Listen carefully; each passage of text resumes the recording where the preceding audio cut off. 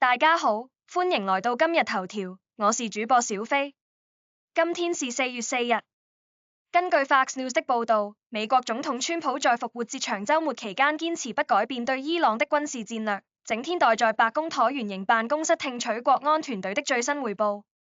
儘管華盛頓因為假期幾乎空城，西翼卻忙得熱火朝天。川普明確表示，不打算因為近期局勢調整對伊戰略。他在不到48小時前才說打擊目標幾乎完成，還得再猛打2-3週。這場美國與以色列聯手對伊朗的軍事行動已經持續超過1個月，雙方仍無收手跡象。伊朗伊斯蘭革命衛隊宣稱在國境空域擊落美軍 F-35的中戰鬥機，軍事專家根據伊朗國營媒體發布的殘骸照片分析，遇襲的美軍戰機可能是 F-15戰機。目前美國軍方、五角大廈和白宮對此保持沉默。第2名飛行員的生死下落成為外界關注焦點。與此同時，伊朗國安首長拉里賈尼在美以聯軍空襲中喪生，他被視為最高領袖哈米尼的潛在接班人。最深康德哲學的他曾是伊朗政壇的重要人物。此次事件對伊朗高層的打擊不小，也顯示美以聯軍對伊朗核心目標的精準掌握。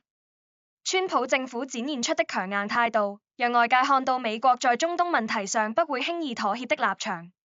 美軍在波斯灣的軍事部署持續增強，3艘超級航母同時殺向伊朗海域，展開極度猛烈的轟炸行動。據報道，林肯號航母打擊群已經開火，伊朗船隻硬闖美軍航母打擊圈後遭到轟炸。美國增派第3支航母打擊群加入戰場，同時 B-2轟炸機降落英國基地，顯示美軍正在調集更多戰力。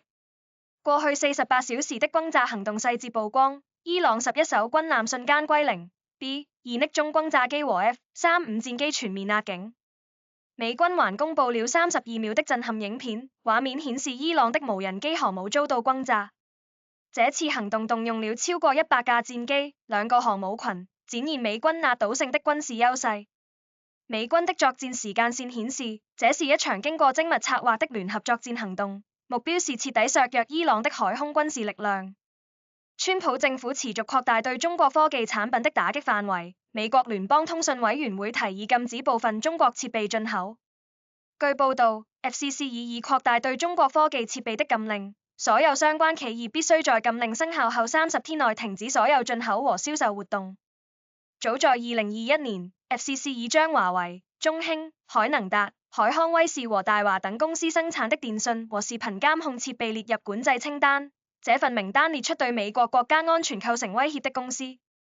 2022年11月，FCC 決定禁止批准從這些中國公司進口或銷售新型產品。如今這項提議將進一步擴大管制範圍，涵蓋更多類型的中國科技設備。這項政策反映出川普政府對北京當局科技擴張的高度警惕，也是美國保護國家安全和關鍵基礎設施的重要措施。隨着中美科技競爭持續升溫，預料未來會有更多類似的限制措施出台。伊朗革命衛隊在戰爭壓力下採取極端措施，招募年僅12歲的兒童參戰，並將其送上前線。據報道，伊朗民眾揭露軍隊送兒童兵上戰場，一名5年級學生在戰場上遭擊殺。伊朗革命衛隊將徵召年齡下修至12歲，軍方證實這些孩童想要保家衛國。伊朗國會議長聲稱有700萬人準備抵抗美軍進攻，但德黑蘭民眾憂心基礎建設遭毀。一名11歲男童阿里雷扎與父親在3月11日協助巴斯基志願民兵部隊時遇難，母親薩達夫告訴官方媒體這起悲劇。